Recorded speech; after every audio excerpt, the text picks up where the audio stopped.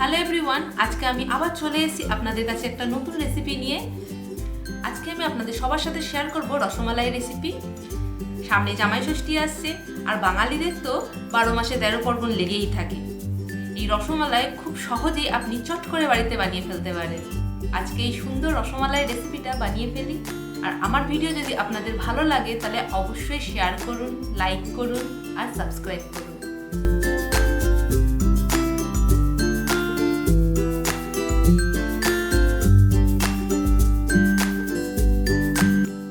আমি এখানে 1 লিটার দুধ নিয়েছি, এটাকে আমি ফুটিয়ে নেব।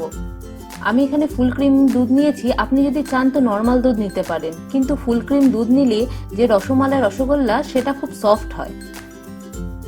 দুধ ফুটে গেছে, ওভেন আমি বন্ধ করে দেব আর এটাকে 2 মিনিটের জন্য রেখে দেব। 2 মিনিট পর এর মধ্যে লেবুর রস একটু একটু করে মেশাবো আর এটাকে নাড়তে থাকবো। আমি লেবুর রসের মধ্যে একটুখানি জল মিশিয়ে নিয়েছি। আমি ডাইরেক্ট লেবুর রস দিইনি। ডাইরেক্ট লেবুর রস দিলে ছানাটা একটু হার্ড হয়। দুধ কেটে গেছে, এবার আমি এটাকে ছেঁকে নেব। আমি ছেঁকে নিয়েছি, এবার ছানাটাকে ভালো করে ধুয়ে নেব। ছানা ভালো করে ধুলে এর মধ্যে যে টক আর লেবুর গন্ধটা আছে সেটা চলে যাবে। খুব ভালো করে এটাকে ধুয়ে এর সমস্ত জল ভালো করে বার করে দেব। এতটাই ভালো করে বার করে দিতে হবে যে ছানার মধ্যে যেন কোনো জল না থাকে। ছানা থেকে সব জল বার করে দিয়েছি, দেখুন কত সুন্দর ড্রাই হয়ে গেছে। এবার আমি একে মেখে নেব। খুব ভালো করে মাখতে হবে। আপনি দেখে নিন কিভাবে এটাকে মাখতে হবে। ছানাটাকে খুব ভালো করে মাখতে হবে, এতটাই সুন্দর করে মাখতে হবে যে ছানা থেকে যখন রসগোল্লা বানাবো যাতে বানানোর টাইমে কোনো ক্র্যাক না থাকে। এটা খুব ইম্পর্টেন্ট পার্ট। আমি অনেকবার চেষ্টা করেছি, তারপরেই কিন্তু একদম পারফেক্ট আমি রসগোল্লা বানাতে পেরেছি। 20 মিনিট হওয়ার পর আমি এখানে একটুখানি ময়দা অ্যাড করব। খুব বেশি ময়দা দেবেন না, তাহলে কিন্তু রসগোল্লা সফট হবে না, একটু শক্ত হয়ে যাবে। আবার আমি এটাকে 20 মিনিট মেখে নেব। টোটাল আমি 40 মিনিট মেখে নেব। টোটাল 40 মিনিট আমি মেখে নিয়েছি। এবার ছানা থেকে আমি ছোট ছোট রসগোল্লা বানিয়ে নেব। রসমালাই রসগোল্লা খুব ছোট ছোটই হয়। রসগোল্লা যখন রসে পড়বে তখন কিন্তু ফুলে অনেক বড় হয়ে যাবে। এটাও কিন্তু আপনাকে মাথায় রাখতে হবে। দেখুন ছোট ছোট করে আমি রসগোল্লা বানিয়ে নিচ্ছি।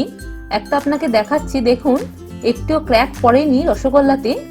এরকম করে সব ছানা দিয়ে রসগোল্লা বানিয়ে নেব। আমার সব রসগোল্লা রেডি হয়ে গেছে। এবার আমি রস বানিয়ে নেব। রস বানানোর জন্য 1 কাপ মানে 250 গ্রাম চিনি নিয়েছি আর 3 কাপ আমি জল নিয়েছি। যতটা চিনি নেব তার ডবল আমি জল নেব, প্লাস 1 কাপ বেশি আমি জল নেব। এর মধ্যে আমি এলাচ দিয়েছি। এলাচ এই জন্যই দিয়েছি যাতে এর থেকে খুব সুন্দর গন্ধ বেরোয়। জল যখন ফুটে গেছে তখন আমি এর মধ্যে একটা একটা করে রসগোল্লার বলগুলো ফেলে দেব। প্রেসার কুকারের ঢাকনা লাগিয়ে আমি মিডিয়াম আঁচে একটা সিটি দিয়ে নেব আর ওভেন বন্ধ করে প্রেসার কুকারের টেম্পারেচার নরমাল হওয়ার জন্য আমি রেখে দেব। আমার রসগোল্লা তৈরি হয়ে গেছে। দেখুন ফুলে কত বড় হয়ে গেছে আর এটা খুব সফটও হয়েছে। আপনাকে ভালো করে দেখাচ্ছি, দেখুন কতটা স্পঞ্জি হয়েছে।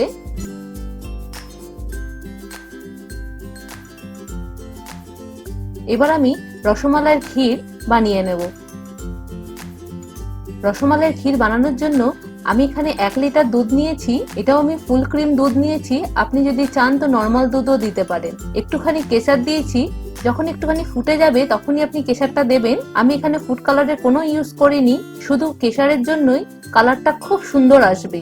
দুধ যখন কিছুটা শুকিয়ে যাবে তখন এর মধ্যে চিনি আর এলাচ দেব আর এটাকে ফুটিয়ে আমি অর্ধেক করে নেব। 7 টিস্পুন চিনি আমি এখানে দিয়েছি। অর্ধেক হয়ে যাওয়ার পর এর মধ্যে রসগোল্লা দিয়ে দেব। রসগোল্লাগুলোকে ভালো করে রস চেপে বার করে নিয়েছি। তারপরে এর মধ্যে একটা একটা করে দিয়ে দেব। খুব আস্তে আস্তে এটাকে নাড়াতে হবে, না হলে রসগোল্লাগুলো ভেঙে যাবে। রসগোল্লা দেওয়ার পর আমি এটাকে 5 মিনিট ফুটিয়ে নেব। 5 মিনিট পর একটুখানি এর মধ্যে কেশর দেব। কেশর দিলে এর কালার আর গন্ধটা খুব সুন্দর থাকে। 5 মিনিট হয়ে গেছে, আমার রসমালাই তৈরি হয়ে গেছে।